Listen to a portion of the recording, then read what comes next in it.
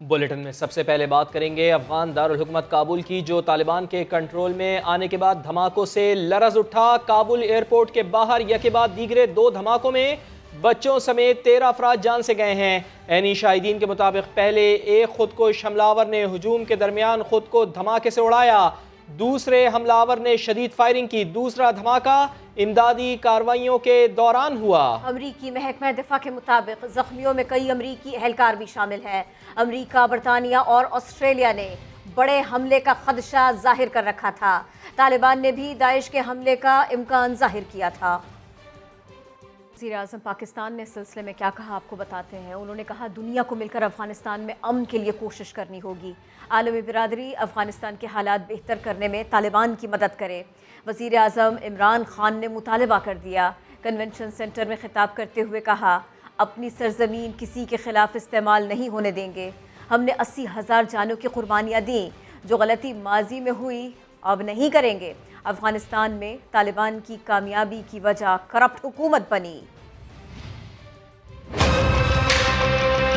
मुल्क को हमने अपने पैर पे खड़ा करना है। जब हमने कहा कि हम कोई अपने मुल्क को इस्तेमाल आगे से नहीं होने देंगे। पहले हमने अमेरिका के साथ शामिल हुए, हम उनके फ्रंट लाइन स्टेट बने, उनको फिर हमारी जरूरत पड़ गई। अफगानिस्तान में उन्होंने जंग लड़ी थी, उन्होंने फिर पाकिस्तान को कहा कि जी हमारी तुम्हें जरूरत है। मेरी तरह के लोगों ने कहा कि हमें इस जंग में शिरकत नहीं करनी चाहिए, ये हमारी जंग नहीं है। 480 ड्रोन अटैक्स किए पाकिस्तान के ऊपर, 70 से 80 हजार लोगों की हम कुर्बानी देगी किसी और की जंग लड़के, और उसके बाद वही हमें कहना शुरू हो गया कि नहीं जी आपकी वजह से हम अफगानिस्तान में कामयाब नहीं हुए। हमारी फॉरेन पॉलिसी अब ऐसी है कि हमने कोई किसी के साथ, हमने अमन में शिरकत करेंगे, किसी की जंग में हमने शिरकत नहीं करनी। तकरीबन 3 लाख अफगान फौज लड़ी नहीं। कई लोग कहते हैं जी देखें बड़े बुज़दिल हैं, वो लड़े नहीं। ये ज़हन में डालने के अफगान कौम दिलेर कौम है, लड़ने वाली कौम। तो सोचने वाली बात यह है कि क्यों ये कौम नहीं लड़ी, क्यों ये इनकी फौज नहीं लड़ी। पता है कि क्यों तालिबान जीते, वो क्यों नहीं लड़े, वो इसलिए नहीं लड़े कि करप्ट गवर्नमेंट के लिए, जो एक करप्ट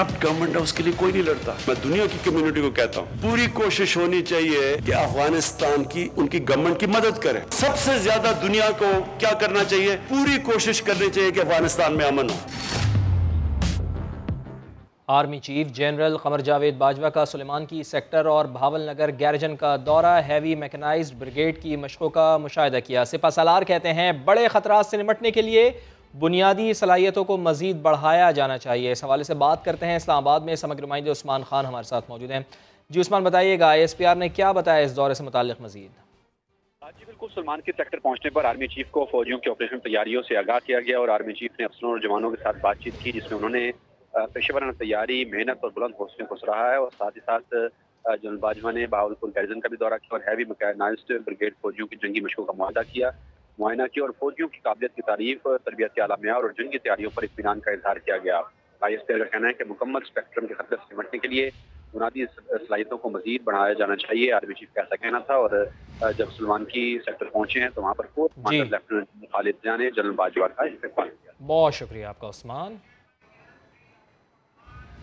अफगानिस्तान के अमन इस्तेहकाम के लिए इलाकाई सतह पर मुत्तफ़िक़ा लाहे अमल तय करने के लिए वज़ीर ख़ारिजा का 4 मुल्की दौरा कामयाबी से मुकम्मल।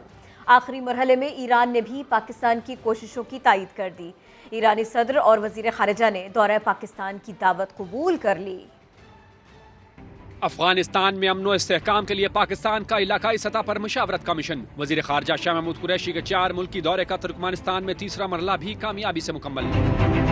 अशकाबाद पहुंचने पर मेजबान वजारत खारजा के हुकाम ने शाह महमूद कुरैशी का खैर मकदम किया। तुर्कमान हम मनसब रशीद मेहमूदोफ और सदर कुर्बान महमूदोफ से मुलाकातें। सदर कुर्बान महमूदोफ ने अफगान अमन के लिए मुत्तफ़िक़ा इलाकाई लाया अमल अपनाने से मुतालिक पाकिस्तान की कोशिशों को सराहा और तायीद की।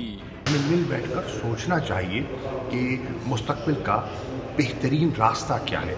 अगर वहाँ अमन होता है, इस्तेहकाम होता है, तो उसके फ़वाइद हमारे खित्ते को क्या होंगे। तो मुझे यहाँ से हौसला अफ़ज़ा जवाब मिला है। फरीकैन में तवानाई के शोबे खसूसन तापी मंसूबे समेत 2 तरफा दिलचस्पी के अमूर पर भी बात। शाह महमूद कुरैशी ने इससे पहले उज़्बेकिस्तान और ताजिकिस्तान का दौरा किया। वज़ीर ख़ारिजा 3 रोज़ा मुहिम के दौरान चौथे और आखिरी पड़ाव ईरान पहुँच गए। अफगानिस्तान से दोस्ती का दम भरने वाले भारत की अफगानों से दुश्मनी खुलकर सामने आ गई है। विल्सी जरगे की रुकन और खातून रुकने पार्लियामेंट को ही मुल्क बदर कर दिया। रेंगिना कारगर को 2 घंटे दिल्ली एयरपोर्ट पर बिठाए रखा, पासपोर्ट भी नहीं दिया।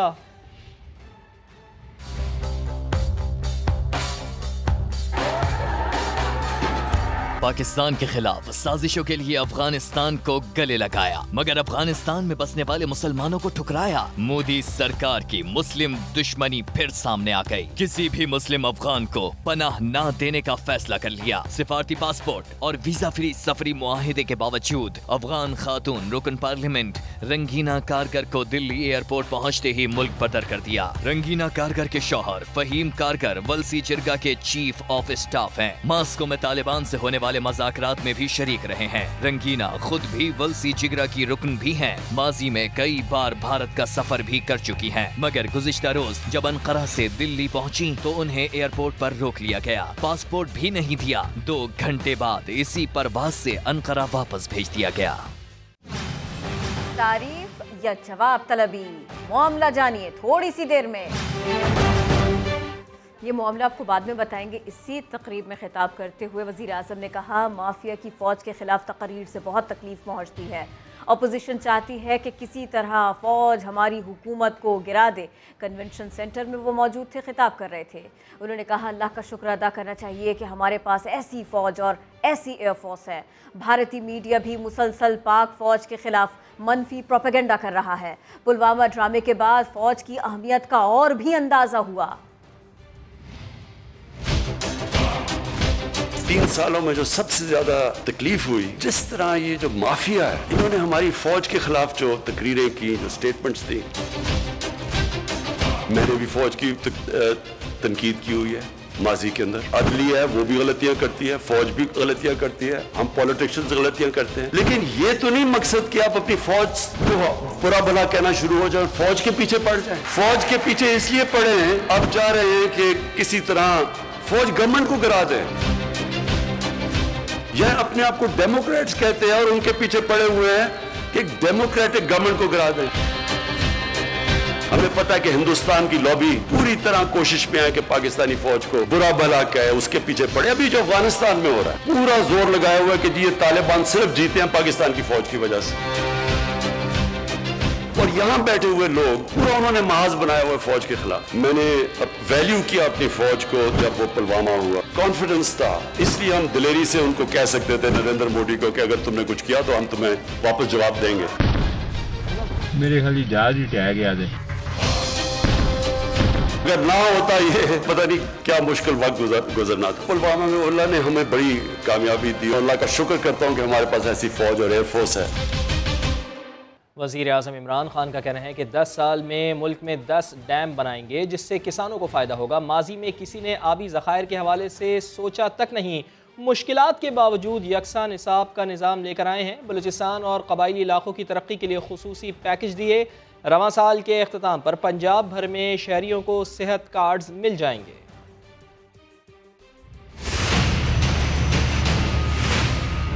10 डैम्स बन रही है पाकिस्तान में। 10 साल तक हमारी 10 डैम्स पूरी हो जाएंगी। ये होगा पहली दफा पाकिस्तान में 50 साल में कोशिश की है कि पाकिस्तान के रेजर्वायर्स बढ़े ताकि किसानों को पानी ज्यादा मिले। एक करिकुलम, एक निसाब, ये बड़ा मुश्किल काम था। हमारे इलाके पीछे रह गए, बलूचिस्तान पीछे रह गया, हमारा कबायली इलाका जो पुराना कबायली इलाका था वो पीछे रह गया। उन सारे इलाकों के लिए स्पेशल पैकेजेस दिए। 40 लाख निचले गरीब खानदान है, उनके लिए हम 4 चीजें करने लगे। सूद के बगैर उनको कर्जे देंगे, एक फर्द को technical education, health card, Pakhtunkhwa में तो वो कर चुके हैं, पंजाब में इंशाल्लाह साल के एंड तक सबको हेल्थ कार्ड मिल जाएगा, हेल्थ इंश्योरेंस। जब ये सारे सूबों में हो जाएगा तो सिंध को भी प्रेशर पड़ जाएगा, सिंध के ऊपर भी कि उनको भी देने पड़ेंगे हेल्थ कार्ड। पंजाब की एंटी करप्शन, इन्होंने नून लीग के 10 सालों में टोटल पैसा एंटी करप्शन रिकवर किया था वो 2.5 अरब रुपया। हमारे सिर्फ अभी 3 सालों में पंजाब की एंटी करप्शन ने 450 अरब रुपया अब तक रिकवर कर चुके हैं। नैब ने अपने 18 सालों में पूरा अब तक पैसा उन्होंने रिकवर किया था वो 290 अरब रुपया था, और हमारे 3 सालों में उन्होंने 519 अरब रुपया रिकवर कर चुके हैं। इस खिताब पर रद्द-ए-अमल भी आया। इमरान खान ने 3 सालों में मुल्क को तबाही के उस दहाने पर पहुंचाया कि बहाली में शायद 10 साल लग जाए। बिलावल भुट्टो जरदारी ने इमरान खान के बयान पर ऐसा कहा। कहने लगे, इमरान खान की बातें बड़ी बड़ी होती हैं और कारकर्दगी बिल्कुल सिफर। अवाम अब झांसे में नहीं आएंगे। जबकि समा के प्रोग्राम नदीम मलिक लाइव में अपोजिशन रहनुमा वजीर आजम की तकरीर पर सीखपा हो गए। वो भी गलतियां करती है, फौज भी गलतियां करती है, हम पॉलिटिशियंस गलतियां करते हैं, लेकिन ये तो नहीं मकसद कि आप अपनी फौज को बुरा भला कहना शुरू हो जाए, फौज के पीछे पड़ जाए। वजीर आजम इमरान खान की तकरीर पर ओपोजिशन का रद्द अमल। इमरान खान साहब ने अदारे पर तनकीद की थी। हमने जो रोल कोई अदा करा आइन कानून से मावरा, हम उसकी बात करते थे और करते हैं, करते रहेंगे। मौला बख्श चांडियों को भी पीटीआई की तकरीब जरा पसंद नहीं आई। गाय का जश्न है, महंगाई का जश्न है, इदारों की तबाही का जश्न है, इदारों की तौहीन का जश्न है, सियासी लोगों की तौहीन का जश्न है, पार्लियामेंट की तौहीन और बेतौकीर करने का जश्न किसका जश्न है? ओपोजिशन रहनुमाओं ने कहा कि पीटीआई की 3 साल में कोई कारकर्दगी नहीं। वजीर आजम तकरीब में क्या बताते? माफिया मुल्क में मायूसियां फैला रहा है। वो चाहते हैं कि हुकूमत नाकाम हो और लूट मार का पुराना ज़माना वापस आ जाए। वज़ीर आज़म इमरान खान की सियासी हरीफों पर कड़ी तनकीद। वाज़े अंदाज में बता दिया है कि ताकतवर को कानून के नीचे लाना जिहाद है। वादा किया कि मुल्क को अपने पाँव पर खड़ा करेंगे। कौन मायूसी फैला रहा है? ये वो माफियाज हैं जो चाहते हैं कि गवर्नमेंट फेल हो, क्योंकि वो पुराना जमाना फिर आ जाए जिधर लूटमार शुरू है। उनकी पूरी कोशिश है कि तहरीक इंसाफ की हुकूमत कामयाब ना हो और हमारी जो कोalition गवर्नमेंट है, हेल्पिंग वर्ल्ड, गरीब मुल्क जो हैं, उनके अंदर एक ही मसला है, ताकतवर कानून से ऊपर है। हर साल गरीब मुल्कों से 1000 अरब डॉलर चोरी होके जाता है अमीर मुल्कों में और ऑफशोर अकाउंट्स में और मेफेयर की तरह फ्लैट्स में। ताकतवर को कानून के नीचे लाना ये एक जिहाद है। मुल्क का सबसे बड़ा मसला क्या रहा है कि यहाँ रूल ऑफ लॉ, कानून की हुक्मरानी नहीं। Asif Zardari prime minister house से सीधा जेल में चले जाते हैं करप्शन पर। 93 के अंदर नून लीग की हुकूमत चली जाती है, आसिफ जरदारी सीधी जेल से उठ के प्राइम मिनिस्टर हाउस। जब वो ताकत में हैं तो पाकिस्तान का कानून उनको नहीं पकड़ सकता। वो सिर्फ जब ऑपोजिशन में जाते थे तो कानून पकड़ता था। मुल्क का जो रास्ता था एक खुददार कौम बनने का, बदकिस्मती से ऐसी मुल्क में लीडरशिप आई जिन्होंने दूसरों के सामने हाथ भी फैला दिए। कभी यही नहीं सोचा कि हमारी अपनी ताकत क्या है। 3 सालों के अंदर जो सबसे मुश्किल मुझे चीज लगी वो ये कि हमारे मुल्क के माशी हालात इतने बुरे थे कि मुझे दूसरे मुल्कों के पास जाके मांगना पड़ा। इस मुल्क को हमने अपने पैर पे खड़ा करना है। अब तक जो भी कुछ किया, साबिक चेयरमैन FBR शब्बर जैदी ने तब्दीली सरकार को उस सब पर फुल मार्क्स दे दिए। कहते हैं हुकूमत दुरुस्त समत में गामजन है। मारूफ ताजर अकील करीम ढेडी का कहना है इमरान खान की क़यादत में तमाम शोबों में तरक्की हो रही है, लोगों की आमदन में भी इजाफा हुआ है। पीटीआई सरकार के 3 साल, ताजिर बिरादरी हुकूमती कारकर्दगी से मुतमईन। मारूफ बिजनेसमैन अकील करीम कहते हैं 3 वर्षों में हर शोबे में बेहतरी आई है। पाकिस्तान में कोई सेक्टर ऐसा नहीं है जो इन 3 सालों में ग्रो ना किया हो। इनकम लोगों की अच्छी हुई है और जो सबसे बड़ी बात है जो IT सेक्टर ने परफॉर्म किया वो अनबिलीवेबल। साबिक चेयरमैन FBR ने भी हुकूमत की सिमत दुरुस्त करार दी। इमरान खान साहब ने 3 साल के अंदर कोई बुनियादी गलती नहीं की है और जो सिमत उन्होंने अपनाई है वो टेक्निकली ठीक है, उसमें कोई गलती नहीं है। अगर हम 4.5 से 5% GDP ग्रोथ कर रहे हैं तो ये मजबूती की तरफ हमारा रुझान है। दूसरी जानिब अवाम की राय मिली जुली रही।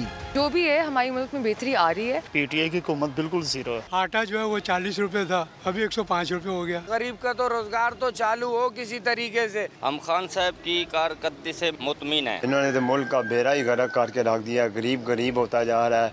शहरियों का कहना था कि महंगाई का खात्मा पीटीआई हुकूमत का असल इम्तिहान है। और इसी तकरीब में गवर्नर सिंध इमरान इस्माइल भी आए। स्टेज पर ऐसा गुनगुनाए कि वज़ीर आज़म इमरान खान भी जिक्र किए बगैर रह न पाए। इमरान इस्माइल ने बताया कि वो नून लीग के लिए कुछ नया ला रहे हैं। वो क्या है, इस रिपोर्ट में जान लीजिए।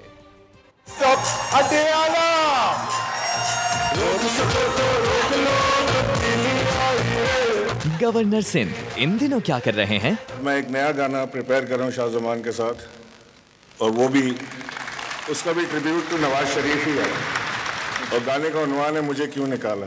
तो जरा गुनगुनाइए। ला ला ला ला ला ला, वही मुझे क्यों निकाला, गवर्नर ही नहीं चला रहे, गाना भी है बना रहे। तारीफ किस चीज की करें, वजीर आजम भी है यही सोचे जा रहे। मुझे समझ नहीं आ रही कि मैं अपने गवर्नर इमरान इस्माइल को किस तरह उसकी दाद दूं, क्योंकि उसमें अब पता नहीं पोटेंशियल ये तरानों का ज्यादा है या इसकी गवर्नरशिप में ज्यादा है, लेकिन उसका जाने ये तारीफ है या जवाब तलबी, मगर गवर्नर साहब ने कहकहा लगा दिया। आगे जानिए, कमेंट्री के राजा बनेंगे पीसीबी के सुल्तान। कन्वेंशन सेंटर में तकरीब के दौरान सेनेटर फैसल जावेद ने वजीर आजम को माजी के दिन याद दिला दिए। इमरान खान ने मुस्कुराते हुए कहा, फैसल जावेद के हाथ में माइक आते ही उन्हें धरने की याद आ जाती है। तंग करने पर कारकुनों को झाड़ भी पिलाई। खामोशी की हिदायत के बावजूद नारे लगाने वाले को बाहर निकालने को कह दिया। न तीर की दहाड़ से, न शेर की दहाड़ से, न किसी की यलगार से, इमरान डरता है सिर्फ अपने परवरदिगार से। अभी फैसल जावेद को देख रहा था कि ये इतना वो धरना मिस करता है कि वो जब माइक मिल जाए वो छोड़ता ही नहीं अब माइक, उसको याद आ जाता है वो।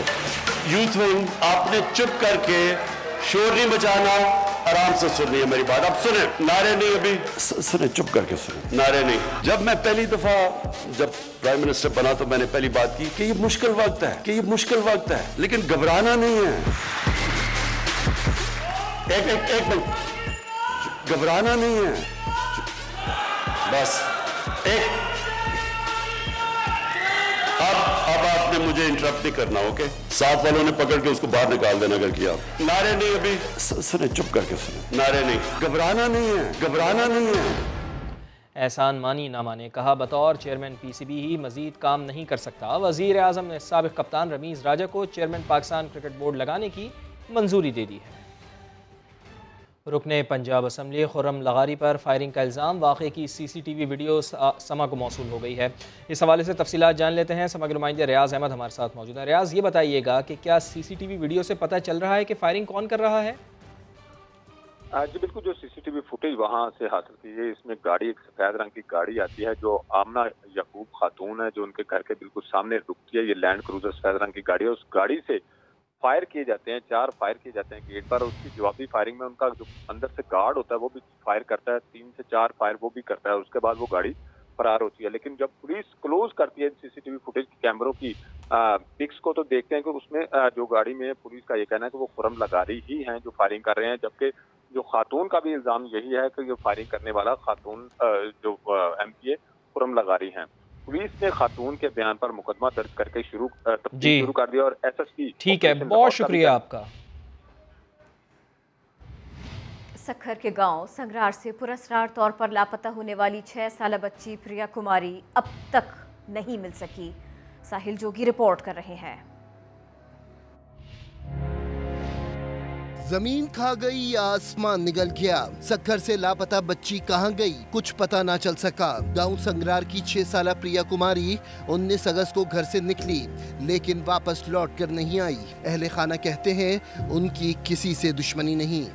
चाय की सबील चला रही थी, उधर उसका भाई भी मेरा बैठा था, वो 5-10 मिनट घर पे आया तो उधर से वो गायब हो गई 3:30 या 4 बजे तकरीबन। उसके बाद हमने कोशिश की, लोगों में ढूंढा आसपास में, उधर नहीं मिली। उसके बाद पुलिस को इतला दिया। बच्ची की गुमशुदगी के पोस्टर्स लगा दिए गए। दुरुस्त मालूमात पर इनाम का ऐलान भी किया गया है। गिरफ्तारी भी की हैं, उन लोगों को हमने राज में रखा है। अल्लाह से करेगा, इंशाल्लाह कोशिश कर रहे हैं, अल्लाह करेगा जल्दी इंशाल्लाह खुशखबरी मिल जाएगी। बच्ची के लापता होने का मुकदमा संगरार थाने में दर्ज कर लिया गया। कैमरामैन शाहिद सोलंकी के साथ साहिल जोगी, समा, सखर। नूर मुकद्दम केस में क्राइम सीन पर सबसे पहले पहुंचने वाली थेरेपी वर्क्स की टीम के सरबराह डॉक्टर वामिक पहली बार सामने आ गए हैं। अडियाला से जमानत पर रिहा होने के बाद समा को खुसूसी इंटरव्यू में कहा कि 10 करोड़ मिले या फिर 50 करोड़, अपना बतौर गवाह बयान नहीं बदलूंगा। डॉक्टर वामिक ने सुहेल रशीद से गुफ्तगू की है। मजीद क्या कहा, आइए आपको दिखाते हैं। नूर मुकद्दम केस से थेरापी वर्क्स का नाम सामने आया था। ये वो लोग थे जो क्राइम सीन पर सबसे पहले पहुंचे थे। मर्डर के बाद वहां पर पहुंची थी एक टीम थेरापी वर्क्स की। इस टीम को जो लीड कर रहे थे डॉक्टर वामिक रियाज, वो इस वक्त हमारे साथ मौजूद हैं। उनसे जानेंगे कि सारा वाकया क्या था। एग्जैक्टली उस दिन तकरीबन 6:45 पे मुझे एडमिन की तरफ से कॉल आई थी, जो रूटीन कॉल जिस तरह होती है कि एक पेशेंट है उसकी इंटरवेंशन करनी है। तो मैंने अपना नर्स, 2 गार्ड, एक लॉयर होता है हमारे साथ और ड्राइवर को लिया और हम लोग तकरीबन 7:20-7:25 एग्जैक्ट टाइम नहीं याद, हम लोग इसके घर के बाहर पहुंच के इसने कैमरे में हमारी गाड़ी देख ली। अंदर इसके कैमरे टीवी से अटैच थे या क्या थे। ये टेरेस से बाहर निकला ज़ाहिर और इसने कहा कि मुझे पकड़ने के लिए आप लोग आ गए हो तो मुझे लेके जाना है, कहीं दाखिल करना है। तो हम लोगों ने कहा हाँ, आपको हमारे CEO ताहिर ज़हूर अहमद साहब और वो बुला रहे हैं ताकि आपका इलाज किया जाए। ताहिर साहब जो है इसका इलाज कर रहे थे, इसका सेशन वगैरह ले रहे थे। ताहिर साहब ने इसके घर वालों को बताया कि ये ठीक नहीं है, इसको एडमिशन की ज़रूरत है।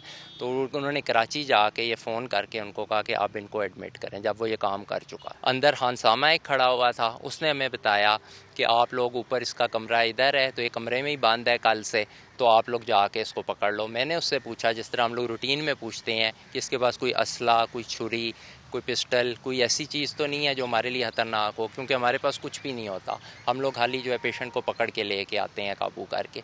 तो उसने कहा ऐसा कुछ भी नहीं है, ना इसके फादर ने भी कहा कि ऐसी कोई चीज़ नहीं है कमरे में, तो वो आप लोग आराम से चले जाओ। हम लोगों ने जब खिड़की पे पहुँचे तो उसको, जिससे ये निकल के बाहर हमसे इसने बात की थी, उसको स्लाइड किया तो वो खिड़की खुल गई।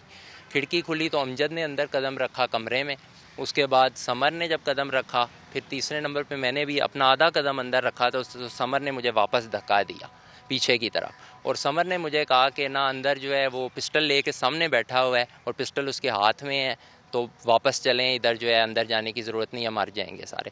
हम लोग पीछे आए और वापस अभी सीढ़ी उतर रहे थे कि हमें अमजद की आवाज़ों की, चीखों की आवाज़ आई कि आप लोग मुझे बचाने आ जाओ, ये मुझे मार देगा। पिस्टल मैंने इसके हाथ से गिरा ली है लेकिन ये मुझे मार देगा, छुरी से मार रहा है। खैर हम लोग फिर तीनों इकट्ठे कमरे में गए तो अभी हम कमरे के अंदर घुसे तो बिल्कुल जो है एक शॉक वाली सिचुएशन थी, जो अभी भी मेरे रोंगटे वो खड़े हो जाते हैं वो देख के। एक धड़ पड़ा हुआ था, सर उसके साथ कोई नहीं था और सर व गर्दन वाली जगह पे सारा ब्लड जो है उसका सर्कल बना हुआ था। खैर हम लोग उधर बिल्कुल सकते में आ गए, हम जो 3 बंदे थे। खैर हम लोगों ने हिम्मत की कि अमजद जो है उसके खून निकल रहा था और ये उसको छुरियां मारी जा रहा था एक कोने में, दूसरी जो खिड़की थी, और ये बाहर छलांग लगाने की, भागने की या खुदकुशी की कोशिश कर रहा था। उसके बाद जो है हम लोगों ने हिम्मत की, हम लोग डेड बॉडी के साथ से होके गुजर के उस खिड़की पे गए। हमने इसको पकड़ा और पकड़ के इसको काबू किया 4 बंदों ने। उधर जब हम इसे काबू कर रहे थे तो एक कोने में सर एक पड़ा हुआ था और सर जो है उसके बाल जो हैं वो फेस पे थे, फेस नज़र नहीं आया और सर साइड पे पड़ा हुआ था। पुलिस को हम लोग इसलिए नहीं उसी टाइम बुला सके क्योंकि अब फ़ोन जो है, जब हम सीढ़ी चढ़ रहे थे तो इतनी ऊंची थी छत के, फ़ोन हम लोग नीचे गार्ड को दे के गार्ड रूम में रखवा के गए थे। और ये जो ही ये चीज़ हुई तो मैंने बाहर निकल के, जो इसके मजमा इकट्ठा हो गया हुआ था इसके दोस्तों का, उनको मैंने बता दिया इशारा करके कि अंदर कत्ल हुआ है और बोल के बताया कि जाके पुलिस वालों को बुला लो या 15 पे कॉल कर लो। खैर उसके बाद जब हमने इसको काबू कर लिया 4 बंदों ने, तो अब एक बंदा हमारा गिर गया नीचे, अमजद जो था वो खून उसके मुंह से खून निकल रहा था, उसके पेट से खून निकल रहा था, उसकी इंटेस्टाइन तक मैंने देखी। इसको हम लोगों ने काबू करके रखा था, हमारे पास कोई इतना नहीं था टाइम कि एक बंदा भी इससे हाथ उठाए और हम लोग कुछ खुद से करें पुलिस को बुलाने का, क्योंकि ये इतना हाइपर हुआ था और एग्रेसिव था कि ये दोबारा छुरी लेके हम में से किसी को मार सकता था। हमने इसको पकड़ा हुआ था। खैर उस कमरे से हम इसको घसीट के बाहर सीढ़ियों से बाहर नीचे ले आए, नीचे दरवाजे के पास ले आए जो मेन एंट्रेंस थी घर की, उधर ले आए। उधर हमने इसको लटा दिया, इसके ऊपर मैं बैठ गया कमर पे घुटना रख के कि ये कहीं भाग ना जाए या कुछ और ना हो, कोई और ना मसला हमारे लिए बने। और बाहर हम इंतज़ार करने लग गए कि पुलिस का बुला लें। और जो हमारा नर्स था उसको ही मैंने कहा कि बाहर खुद कॉल करो या पुलिस को बुला लो। खैर उतनी देर में इसके दोस्तों ने कहा कि पुलिस जो है वो 5 मिनट में आ रही है। हम लोग इसको पकड़ के बैठे हुए थे। उस टाइम इसने मुझे कहा कि तुम लोग मुझे क्यों पकड़ के बैठे हुए हो? तो मैंने कहा क्यों तुम्हें ना पकड़े, तुमने ऊपर क्या किया हुआ है? तो इसने मुझे कहा कि वो लड़की है ही नहीं, वो है वो लड़की नहीं है जिसका कत्ल हुआ है। हमारा पहला बयान यही है और आखिरी यही रहेगा, 10 करोड़ या 50 करोड़ की ऑफ़र हो, इस बयान से हम नहीं मुकरेंगे। इसी केस के ऊपर बात करेंगे, एक और अपडेट आपको देंगे। कत्ल होने वाली नूर मुकद्दम के वालिद ने थेरेपी वर्क्स के मुलाजमीन और मालिक समेत 6 मुल्ज़िमान की ज़मानत का फैसला चैलेंज कर दिया। दरख्वास्त गुजार ने इस्लामाबाद हाई कोर्ट में यह मौक़िफ़ इख्तियार किया कि ज़मानत देते वक्त सुप्रीम कोर्ट के तय करदा क़वानीन को नज़रअंदाज किया गया। ये मुल्ज़िमान मौके वारदात पर मौजूद थे। मुल्ज़िम अमजद के ज़ख्मी होने से मुतालिक अस्पताल में हक़ाइक़ छुपाए गए। मुल्ज़िमान ने जाकिर जाफ़र और इस्मत जाकिर की ज़मानत मनसूखी के हक़ाइक़ को भी छुपा लिया। मुद्दे को धमकियाँ भी दी जा रही हैं। ज़मानत मनसूख न हुई तो दरख्वास्त गुज़ार को नाकाबिल तलाफ़ी नुकसान पहुँच सकता है। दरख्वास्त में एडिशनल सेशन जज का फैसला कलअदम करार देने की इस्तदा भी की गई। लापता अफराद केस की समाअत के दौरान सिंध हाई कोर्ट ने रेंजर्स के वकील पर बरहमी का इजहार किया। कहा, दरअसल ये लोग काम करना चाहते हैं, ना ही लापता अफराद की वापसी में संजीदा हैं। 11 सितंबर तक लापता अफराद को बाजियाब कराने का हुक्म भी दे दिया। इरफानुल हक रिपोर्ट कर रहे हैं। बाप को उठा कर घर से लेकर गए, बच्चे बाद में पैदा हुए। 6 साल हो गए केस चल रहा है ऐसे। अब्रिश 5 साल की हो चुकी है और उसने आज तक अपने बाप को नहीं देखा। हर पेशी बेटी को बाप से मिलाने की उम्मीद दिलाने के बजाय मायूसी दे जाती है। तारीख पर तारीख मिलती है, 4 महीने के बाद तारीख है। कमरा अदालत हर समाअत पर लापता शहरियों के वालिदैन, बीवियों और बच्चों की आहो बका से गूंजता है, मगर ये सब कुछ सदाए बसहरा साबित होता है। लापता सॉफ्टवेयर इंजीनियर मोहम्मद राशिद के केस की समाअत के दौरान भी यही हुआ। जस्टिस सलाउद्दीन पंवर ने रेंजर्स के वकील पर इजहार बरहमी करते हुए कहा कि लापता अफराद को कौन वापस लाएगा। दरअसल ये लोग काम करना ही नहीं चाहते और लापता अफराद की वापसी में संजीदा नहीं है। रेंजर्स के वकील ने अदालत को बताया कि लापता अफराद के कई फोरम बेबस हैं। कई लोग लंदन, श्रीलंका और साउथ अफ्रीका से भी मिले हैं, जिस पर जस्टिस सलाउद्दीन पंवर ने कहा कि बैरून मुल्क जाने वाले लोग अहले खाना से तो राब्ता करते होंगे, क्या ये इदारे उन राब्तों की भी तहकीकात नहीं कर सकते? कम से कम यही बता दें कि बंदा खुद चला गया है। अदालत ने 11 सितंबर तक लापता अफराद बाजियाब कराने का हुक्म देते हुए समाअत मुलतवी कर दी। कैमरामैन फरहान यूसुफ के साथ इरफानुल हक, समा, कराची। सिंध हाई कोर्ट में लापता अफराद केसेस की समाअत के दौरान जिन्नात का जिक्र लापता शहरी के भाई ने अदालत में दावा किया कि जिन्नात ने बताया है कि मेरा भाई लांडी जेल में है। जिन्नात के तस्करे पर अदालत भी हैरान। रिमार्क्स, हबीब साहब ये तो काम के लोग आपको मिल गए हैं। अदालत का रेंजर प्रोसिक्यूटर से मुकालमा। कहा, दीगर लापता शहरियों की तलाश के लिए भी जिन्नात रखने वालों की मदद ली जा सकती है। अदालती रिमार्क्स पर कमरा अदालत किश्ते ज़ाफ़रान बन गया। कातिल वबा मुसलसल इंसानी ज़िंदगियाँ निगल रही है। कोरोना से मज़ीद 85 मरीज़ों का इंतकाल हो गया। अमरीकी फाइज़र वैक्सीन की खेप भी पाकिस्तान पहुँच गई है। उधर लाहौर के स्कूलों में तलबा कोरोना वायरस का शिकार होने लगे हैं। गवर्नमेंट गर्ल्स हाई स्कूल की 4 तालिबात और 1 उस्तानी कोरोना वायरस का शिकार हुई हैं। स्कूल इंतज़ामिया के मुताबिक कोरोना मुस्बत आने वाले अफराद ने खुद को करंतना कर लिया है। अनदेखा पाकिस्तान में आज आपको दिखाएंगे शिकारपुर से गुजरने वाली नहर पर एक तारीख जो आज भी बरकरार है और जिसे अंग्रेज भी शिकस्त न दे सके। साहिल जोगी की रिपोर्ट। मर्द मोमिन है वो जो हक के लिए लड़ा करते हैं। ज़मीं मयस्सर न रहे तो पानी पे सजदा करते हैं। अशहदु अल्ला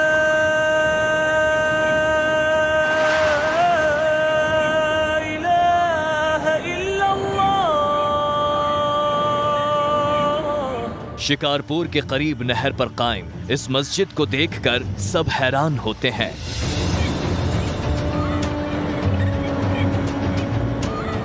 मगर इसकी दास्तान सुनकर जज्बे ईमानी से सरशार होते हैं। ठीक 100 बरस पहले ये मस्जिद जमीन पर थी। यहाँ से कोई नहर नहीं बहती थी।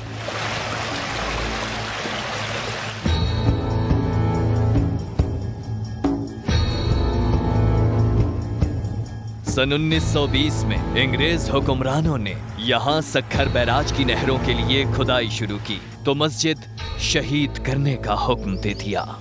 साईं ने नमाज जुमा में कहा, नमाज पढ़ा के जैसे ही साईं निकल पड़े कफन बांध के, कलेक्टर आ गए, इंजीनियर आ गए साईं से बात करने के लिए कि आप क्यों बैठे हुए हैं यहाँ पर। साईं ने कहा, मैं अल्लाह के घर की हिफाजत करने के लिए बैठा हूँ। तो उन्होंने कहा, अल्लाह खुद क्यों नहीं करता हिफाजत। साईं ने कहा कि तुम जार्ज के मुलाजिम हो और यहाँ पर तुम्हारी ऑफिस को कोई नुकसान पहुँचाए तो जार्ज आके उसको खुद रोकेगा या तुम रोकोगे। तो वो लाजवाब हो गया और वो चला गया। साईं नहीं उठे फिर भी। गांव अमरोट शरीफ के मुसलमान मौलाना ताज महमूद अमरोटी की क़यादत में डट गए। मस्जिद शहीद ना करने की दरखास्त की। ना मानने की सूरत में जंग का ऐलान कर दिया। किरण स्टार्ट की शहीद करने के लिए, मगर अल्लाह के हुक्म से साईं की जो करामात थी वो मशीनें वहीं पर ही बंद हो जाती थी। उसकी किसी की चेन टूट गई, किसी की इंजन ख़राब हो गई। फिर उन्होंने घुटने टेके और ये मुआहदा किया साईं के साथ कि हम शहीद नहीं करेंगे, और अल्हम्दुलिल्लाह मस्जिद बाकायदा वहीं पर ही है।